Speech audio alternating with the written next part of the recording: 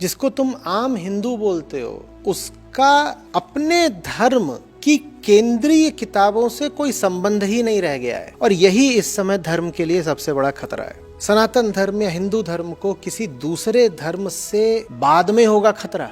पहला खतरा उससे हिंदुओं से ही है, क्योंकि जिसको आप हिंदू बोलते हो वो नाम का हिंदू है। उससे पूछो तू कैसे है हिंदू, तो उसके पास बस एक बात होगी बोलने के लिए, मेरे माँ बाप हिंदू हैं तो मैं भी हिंदू हूँ।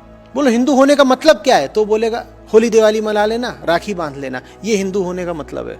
धर्म है, धर्म के पीछे दर्शन होता है, कोई बात होती है, कोई जीवन दृष्टि होती है।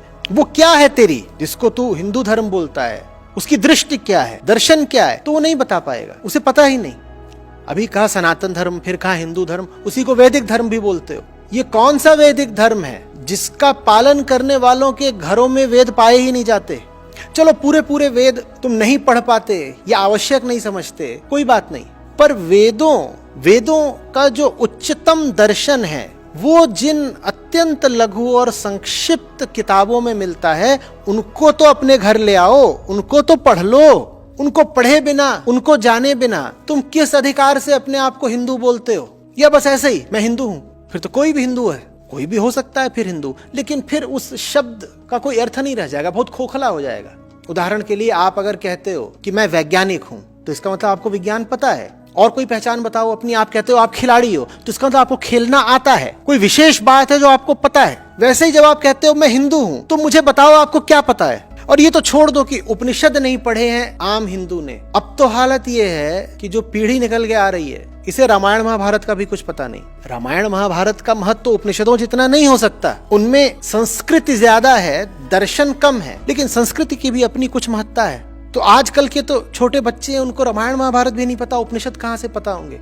ये है सबसे बड़ा खतरा। एक पूरी धारणा ही बनती जा रही है कि इन ऊंची किताबों का धर्म में कोई खास महत्व नहीं है। एक कल्ट ही निकल के आ रहा है जो कह रहा है कि पढ़ने की जरूरत क्या है। आम सनातनियों का इन कल्ट्स में यकीन बढ़ता ही जा रहा है। कोई इस बाबा का अनुयायी है, कोई फलाने गुरुदेव का भक्त है, और ये जितने बाबे हैं और गुरुदेव हैं, इन सब में एक साझी बात है। इनमें से अधिकांश कह रहे हैं किताबें मत पढ़ना, हमारी सुनो बच्चा, हम तुम्हें बताएंगे, जो हम पिलाएं पीते रहो, जो हम चखाएं चखते रहो, किताबें मत पढ़ना। इतना डर क्यों है किताबों से? कहीं ऐसा तो नहीं कि तुम झूठे हो इसीलिए तुम्हें डर है कि लोग कहीं सच्ची किताबें न पढ़ लें? पर अनादर, गीता के प्रति अनादर, सब ग्रंथों के प्रति अनादर, और ये अनादर फैलाने में सबसे आगे हैं आजकल के जितने व्यवसायी और पेशेवर गुरु लोग हैं, क्योंकि इनका धंधा चलेगा नहीं अगर तुम्हें गीता समझ में आ गई। इतना बता देता हूं, ये सिर्फ उस दिन तक चल सकते हैं जिस दिन तक तुम कृष्ण से दूर हो। जिस दिन तुमको कृष्ण और अष्टावक्र समझ में आने लग गए, गुरु महाराज का धंधा तुरंत बंद हो जाएगा, क्योंकि तुम्हें दिख जाएगा कि गुरु महाराज एक नंबर के ठग हैं। होली दिवाली मनाने से या हिंदू नाम रख लेने से तुम हिंदू नहीं हो जाते। कुछ जानोगे, कुछ लिखोगे, कुछ पढ़ोगे।